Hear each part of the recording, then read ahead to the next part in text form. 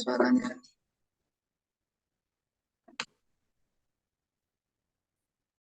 Suara saya terdengar? Terdengar, Prof. Oh ya, oke. Gimana Mas? Bisa dimulai? Baik, sebelumnya terima kasih Prof sudah menyempatkan waktunya untuk konsultasi hari ini. Ya. Sandra minta tolong untuk di share screen. Sebelumnya untuk sedikit pengenalan ya Prof, di mana saya berada di Kabupaten Sukoharjo, untuk Giraldo-nya berada di DKI Jakarta, sedangkan Fadila Sandra berada di Kabupaten Klaten. Untuk penugasannya masing-masing sebenarnya berbeda Prof, di mana Sandra menyusun RDTR, lalu untuk saya dan Giraldo lebih ke evaluasi RDTR. Sebentar, tak catatnya.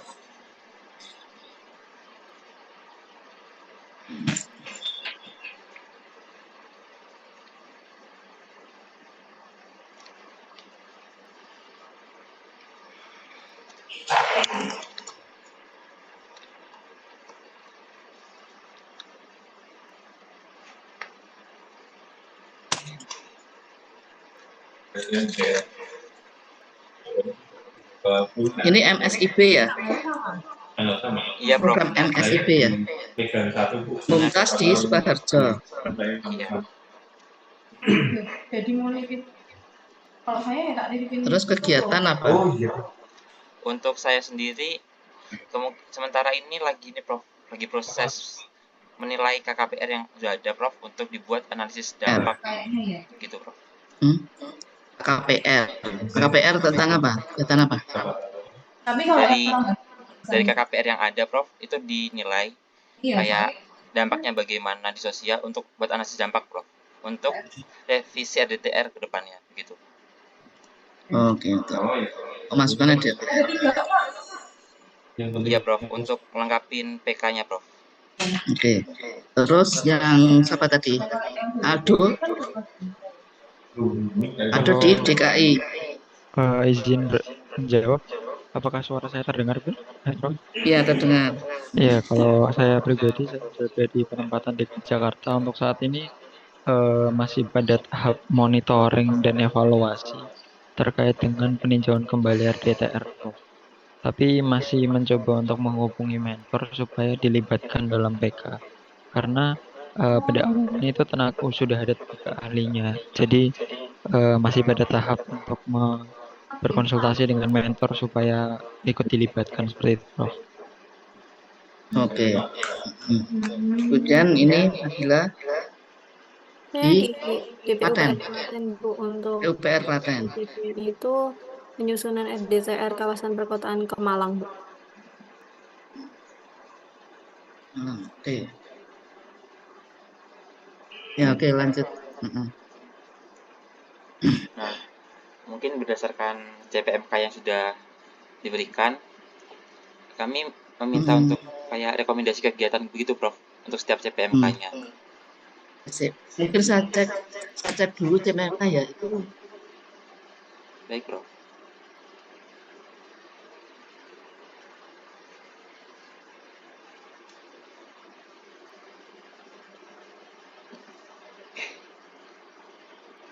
Sandra, itu etika profesi. Itu yang Anda tampilkan itu CPL, itu bukan CPMK. Jadi, bentar, Prof, maaf, salah mata kuliah.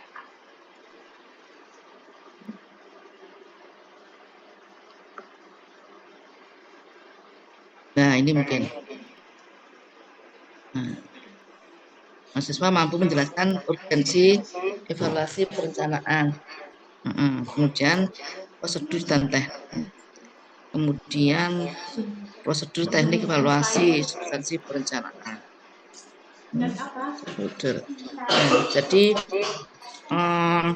nanti kan Anda akan mengisi portofolio ya. Jadi dikaitkan CPMK-nya itu dengan yang Anda kerjakan di sana. Jadi kalau TEP itu kan ada teknik evaluasi itu kan ada ex ante. Tak pakai anu dulu.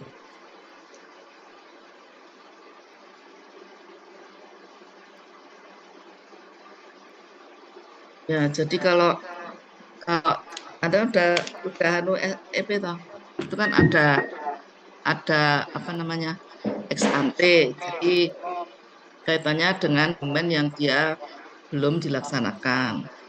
Kemudian ada interim, itu kan dokumen itu dia menilai pemanfaatan implementasi suatu kegiatan. Jadi rencana itu apakah dia dalam proses dia itu sudah dilaksanakan, pas dilaksanakan ya. Tapi kalau expose kan dia sudah selesai dilaksanakan.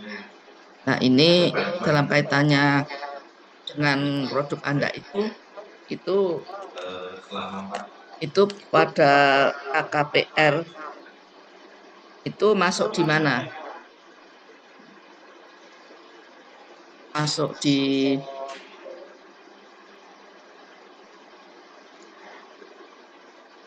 di ini. Jadi nanti prosedur teknik itu dikaitkan dengan jenis evaluasi yang terdapat yang Anda lakukan itu. Misalnya kalau di Monef ya, Monef peninjauan kembali itu kan expose itu ya. Expose. Jadi expose itu kan dilihat di apanya ada lagi teorinya. Kan mungkin dari capaian kinerjanya, kemudian kendala-kendalanya mengawal capai kan seperti itu toh, stakeholdernya dan sebagainya. Jadi Anda harus tahu dulu itu tuh pada kategori ex ante atau interim atau expose. Kalau RDTRK kawasan memang itu penyusunan atau implementasi atau apa? Ya, Dila itu yang Klaten itu RDTR kawasan apa itu Kemeng. Itu untuk kawasan RDTR kawasan perkotaan Kemalang itu masih proses penyusunan, Bu. Untuk sekarang tahapannya itu di penyusunan laporan fakta analisis. Untuk kedepannya ada penyusunan laporan rencana gitu, Bu. Itu tahun berapa sampai tahun berapa? Tahun ya 2024, sekarang berarti 2024 sampai 44 atau enggak 25 sampai 45, Bu. Oh, 2024 sampai 2044. Berarti kan ini kan belum dilaksanakan ini. Iya, belum dilaksanakan. Berarti kan masuknya kan di ex ante. Nah, ex ante Anda lihat ininya, tentuan ex ante itu kan ada yang kan ada effectiveness, efisiensi. Nah, kira-kira sumber dayanya itu dia memenuhi atau tidak sesuai ini, kemudian semua pihak dia diperhatikan dalam ini. Ya, jadi lihat teori-teori itu sehingga kemudian Anda bisa membuat portofolio sesuai dengan memenuhi CPMK-nya. Kalau urgensi kan mungkin bisa atau itu. Jadi RDR kawasan Kemang itu mengapa kok dibuat? Misalnya ada banyak perubahan di kawasan itu, perubahan yang besar dan sebagainya. Nah, itu dirinci di kolom tengahnya itu. Jadi bagaimana urgensi perencanaan pada ini ya, ada kawasan ini. Kalau yang Mumtaz juga KKPR, mengapa kok urgensinya? Tapi kan untuk menilai kesesuaian pemanfaatan ruang nanti akan dipakai untuk sebagai masukan RDTRK misalnya atau apa dan sebagainya. Jadi itu dijelaskan di situ, disertai bukti-bukti.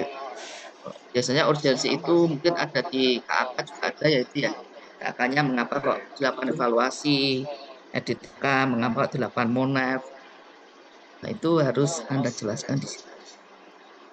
Dan tekniknya, dan prosedurnya itu kan nanti tergantung Anda itu pada pada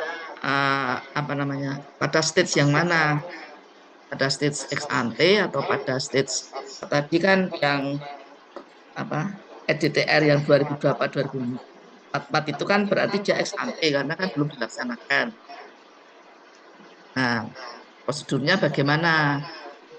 Kriteria-kriteria apa yang harus dievaluasi ketika itu ex ante? Berarti kan mungkin sumber dayanya tersedia enggak, kemudian kesesuaiannya, kemudian juga stakeholdernya siapa ininya. Jadi bukan itu teori-teori tentang ex ante itu dia akan melihat kelayakan. Biasanya kan kelayakan implementasi itu layak untuk diimplementasikan. Efektif ketika itu program-program disusun itu misalnya yang punya Fadila itu kira-kira akan mencapai tujuannya enggak, tujuan kemiskinan, tujuan misalnya pemberdayaan, tujuan peningkatan aksesibilitas, tujuan ini kira-kira itu akan tercapai enggak, di mana di situ ya apa misalnya seperti itu. Kemudian teknik prosedur dan teknik terkait proses itu kan apakah dilakukan FGD, musrenbang, nah itu dilakukan enggak musrenbang ketika menyusun RDTRK, ketika menyusun Monaf itu ada enggak FGD atau diskusi terbatas antar ini apa namanya SKPD, antar OPD, enggak public hearing, ada enggak misalnya kayak apa ya uji publik seperti itu. Jadi itu proses di dalam. Tapi kalau substansi kan Anda melihat ininya pedoman. Anda melihat tadi kan ada pedoman KKPR, Anda kan browsing di Kementerian PPR kan ada itu pedoman KKPR itu penyusunannya itu harus memenuhi substansi ini itu. Nah itu terpenuhi enggak? Itu kan Anda nilai Anda deskripsikan. Kemudian, oh ini misalnya substansi ini tidak ada di KKPR ini, harusnya di Permen ATR BPN harusnya ada komponen dasar hukum misalnya, tapi di sini kok nggak ada misalnya. Jadi Anda sesuaikan kalau substansi, Anda menyesuaikan dengan pedoman. Ya, kalau ini KKPR, ya pedoman KKPR. Kalau ini Monef, peninjauan kembali EDTRK. Nah, itu mungkin peninjauan kembali EDTRK. Oh, seperti apa kalau DTRK penyusunan juga berarti kan ini pedoman penyusunan DTRK. Jadi kalau ini Anda melihat ini substansi, kalau lihat proses kan enggak proses-proses dilakukan. Kan itu juga kalau pedoman kan dia ada dua hal yang diatur ya, prosesnya dan substansinya. Kalau substansi dilihat dari daftar isi, tapi kalau proses dilihat bahwa itu prosesnya setelah data terkumpul ada FGD, setelah program perumusan isu dia harus prakarya misalnya.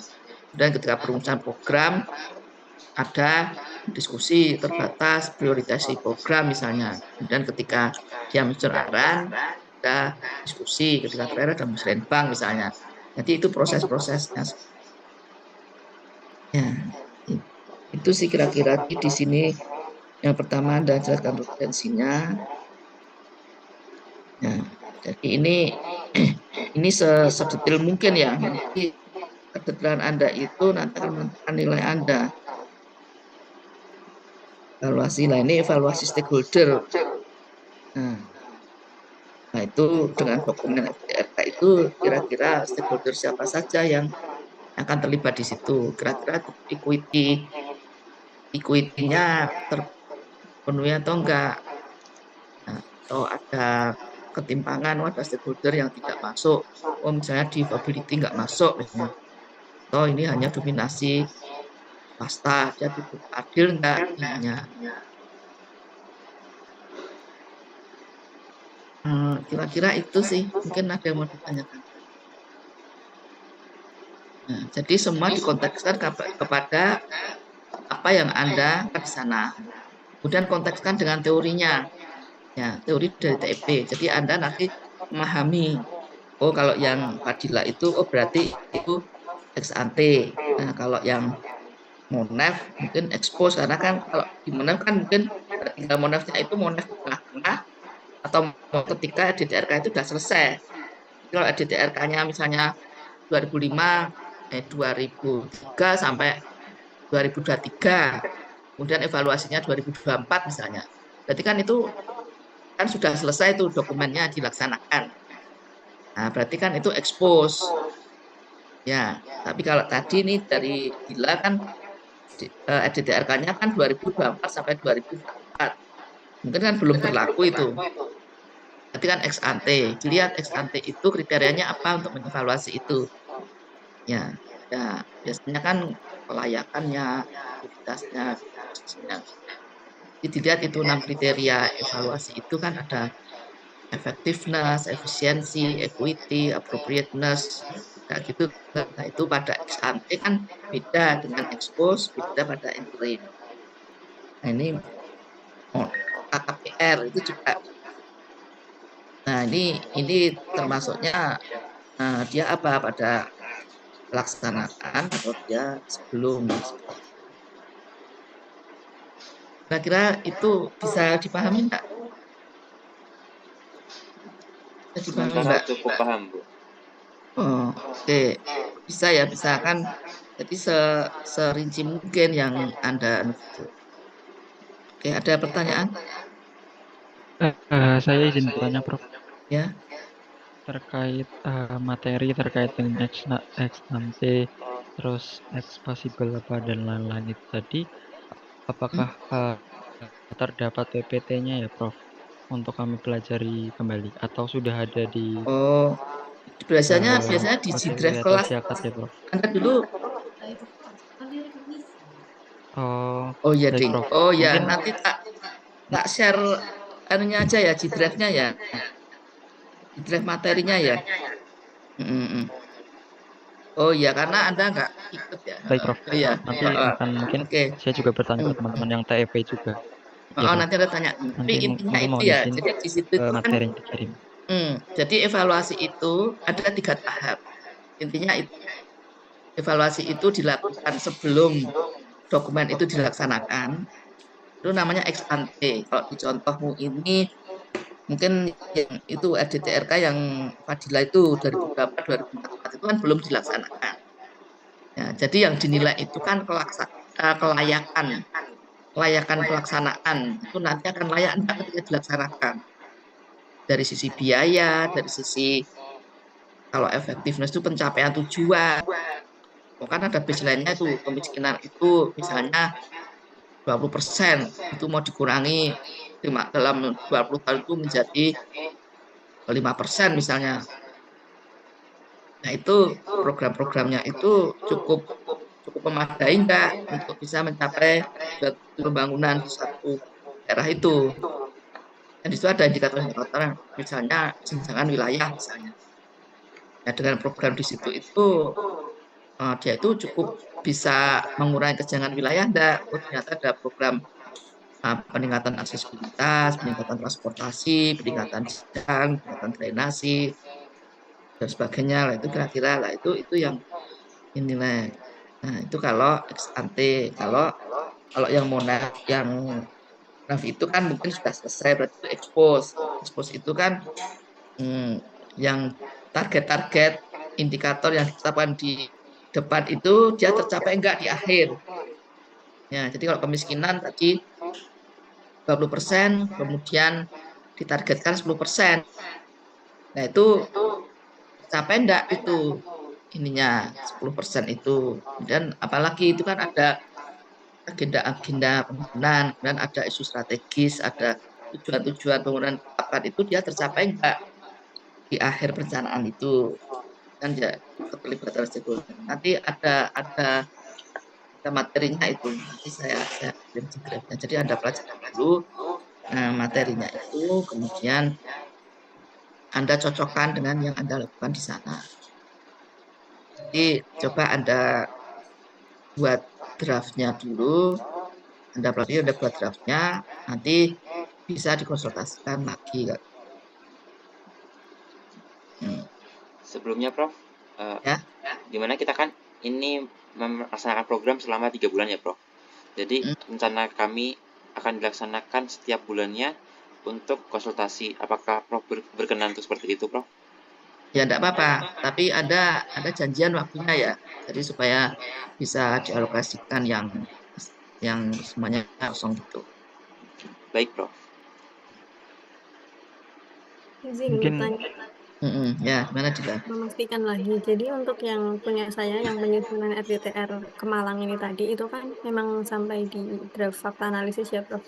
Berarti maksudnya untuk materi teknisnya pun belum ada. Berarti untuk pengisian sub CPMK seperti di bagian satu, agensi evaluasi perencanaan, terus ada prosedur, proses substansi ini dilaksanakan sambil berjalan ke depannya gitu ya, Prof. Maksudnya, Mm-mm. Nah, ex ante itu bisa dilihat dari dokumen yang belum berjalan atau bisa dilihat dari KAK. Nah, hmm, jadi kan ada KAK itu. Nah, dokumenmu edit KAK yang mau Anda nilai itu sudah berjalan sesuai KAK enggak? Itu. Kemudian kalau misalnya masih masih tahap apa? Prosesnya apa? Laporan apa? sampai saat Laporan ini di laporan antara Prof. Fakta dan analisis. antara. Berarti kan ex ante dia. Nah, paling enggak dari laporan pendahuluan dan laporan antara itu sudah memenuhi enggak KAK-nya. Hmm. Misalnya sudah memenuhi enggak sesuai pedoman enggak? Ya, kan jadi Anda melihat KAK, melihat pedoman penyusunan ADK dari Kemen PUPR mungkin ya, Kemen ATR BPN. Nah, jadi dilihat dari sampai ke arah itu apakah kan kalau pedoman kan biasanya pendahuluan berisi ini antara berisi ini gitu toh.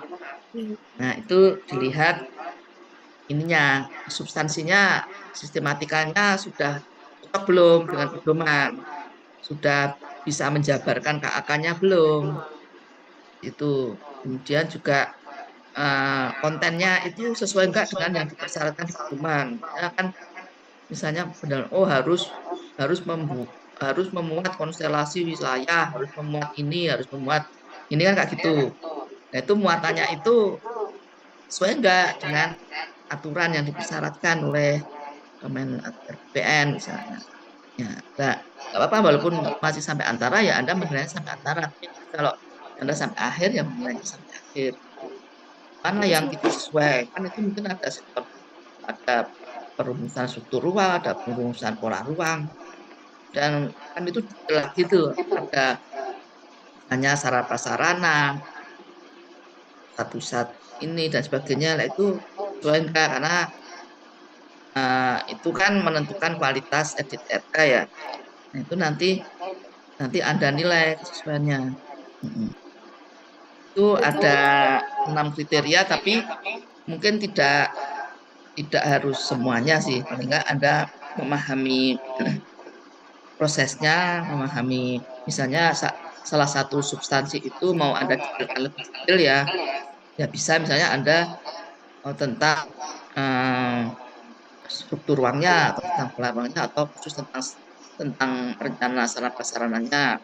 Tapi Anda nilai mulai dari stakeholdernya, pembiayaannya, kemudian pencapaian tujuannya, jadi tidak harus kan ada 6 kriteria tuh effectiveness, efisiensi, equity, appropriateness, apa itu. Nah itu tidak semuanya nggak apa-apa. Paling nggak bisa satu sektor beberapa kriteria atau satu kriteria beberapa sektor atau apa gitu.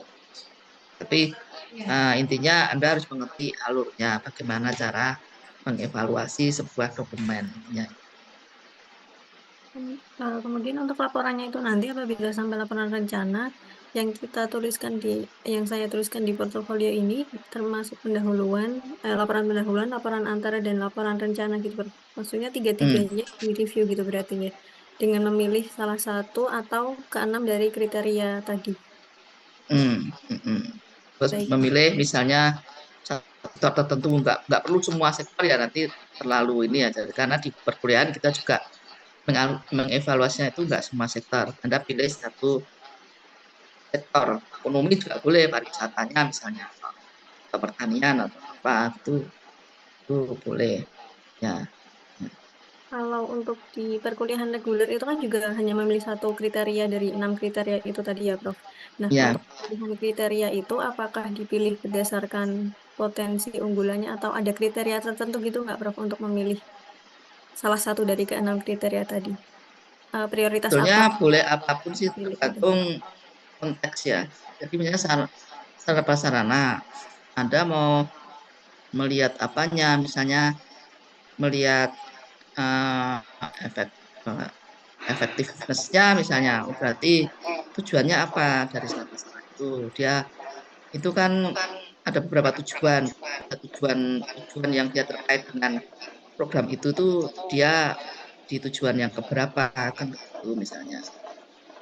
Ya, itu tujuan kalau effectiveness itu saya nggak ya effectiveness itu dia apa ya sumber daya seperti itu equity itu sumber daya dan keuangan ya sudah sesuai kita. Jadi eh, ini ya ada 6 itu yang nanti mungkin bisa dipelajari ya kira-kira dan dilihat ketersediaan informasi juga ya. Jadi kalau ada misalnya yang holder, limitasi holder, wah kayaknya kok nggak ada datanya, nggak ada kelengkapannya ya mungkin yang lain. Misalnya bisa dari kelengkapan data, mungkin bisa dari urgensinya. Kalau saya mengambil ini misalnya rumahan, nah mungkin dilihat dari ya semuanya bisa sih sebetulnya, semuanya bisa. Equity, keadilan, sebagainya. Jadi, semuanya bisa tergantung kira-kira yang paling kontekstual dan maksudnya itu apa. Baik, Prof. Terima kasih. Ada lagi mungkin? Saya ingin bertanya Ya. sekali lagi, Prof, terkait dengan bukti pelaksanaan. Itu dari Prof ini sendiri itu ada kriteria tertentu nggak? Apakah kita melampirkan aturan tersebut atau hasil dari pekerjaan kita dalam bentuk laporan RDTR atau bentuk foto atau bagaimana, Prof? Atau ada Ya, ketentuan kalau khusus? proses ya mungkin foto atau mungkin notulensi atau apa ya dari kita mutulensi kan ada notulensinya. Itu kan nanti mungkin bisa dilampirkan ya. Karena ini bentuknya tabel. Tabel nanti saya kira bisa disusun dalam deskripsi dengan daftar isi tertentu gitu ya. Mungkin sih yang K1. Jadi kan tidak harus tabel enggaknya ya. Formatnya dari prodi Tabel. Oh ya. Jadi dari itu mungkin dideskripsikan ada outline-nya. Jadi ketika Anda misalnya urgensi, apa yang mau Anda tulis daftar isinya? Urgensi makro, urgensi mikro, atau ini deskripsi. Kalau prosedur dan teknik, proses berarti kan mungkin proses ada, jadi diberi sub chapter ya, sub chapter gitu namanya proses pada penyusunan laporan pendahuluan, misalnya yang Dila tadi, proses pada penyusunan laporan antara, gimana proses pada penyusunan akhir. Nah, itu sama evaluasi dari effectiveness-nya ini. Nanti kalau misalnya ada foto apa-apa, disebutkan aja lampiran satu foto ini, kan itu bisa ditaruh di bawahnya seperti itu. Atau lampiran bukti notulensi, laporan bukti foto rapat koordinasi atau apa kayak gitu. Sebenarnya kan memastikan bahwa Anda itu memang benar-benar terlibat di dalam proses itu. Nah, kalau misalnya dari substansi, ya mungkin laporan pendahuluan menurut misalnya sistematika menurut pedoman penyusunan DTRK ini dan dokumennya di sini kemudian ada bahas terjadi kesesuaian antara ini atau tidak ada kesesuaian antara substansi dan ini misalnya apa tidak ada kesesuaian. Nah, nanti buktinya kan bukti dokumen ini halaman berapa misalnya. Dan dari ini juga stakeholder. Mungkin bisa misalnya laporan pendahuluan stakeholder yang terlibat. Ini ada di sini, dinas UMKM, dinas PUPR, dinas dinas. Jadi Anda buat kayak stakeholder mapping. Ya, jadi kalau terkait dengan ini teknik evaluasi stakeholder, ini Anda buat stakeholder mapping dalam penyusunan laporan pendahuluan seperti apa, stakeholder mapping dalam penyusunan laporan antara seperti apa, laporan akhir seperti apa. Kalau KKPR mungkin ex-ante juga ya. Mau izin bertanya, Prof? Ya. Mungkin kan untuk penilaian KKPR-nya untuk buat PK ya, Prof. Apakah diperkenankan untuk yang di bagian evaluasi untuk mereview LBTR yang sudah jadi, Prof? Yang akan direvisi begitu? Oh ya, bisa aja. Artinya sesuai dengan apa yang Anda lakukan di sana. Yang Anda lakukan di sana itu gimana? Yang Anda lakukan di sana, apa sih yang Anda kerjakan? Baik, Prof.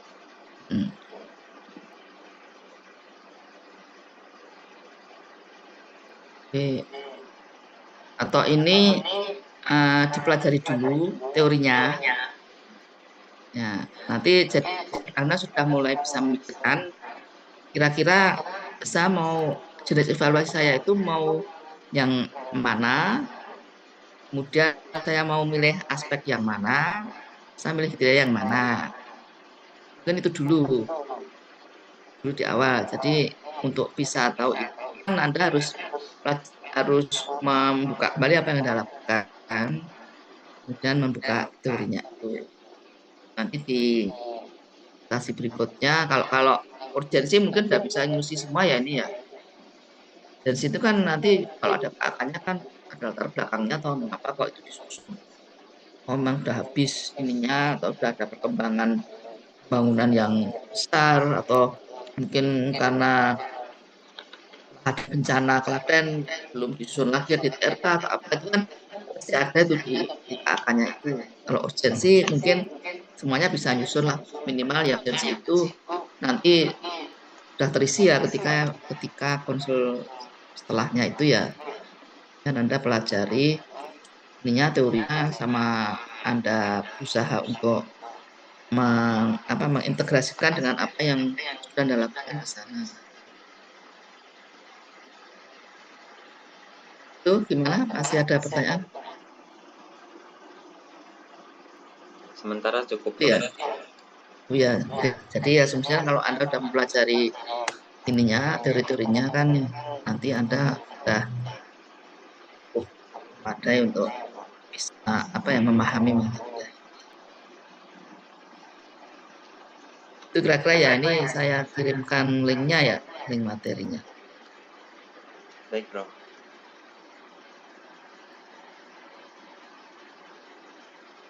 Oke, saya live ya. Baik, Prof. Terima kasih sebelumnya telah bisa menyempatkan waktunya untuk konsultasi hari ini. Oke, nanti saya kirim ke Mumtaz ya, linknya ya. Baik, Prof. Terima kasih. Oke, terima kasih. Baik, Prof. Terima kasih banyak.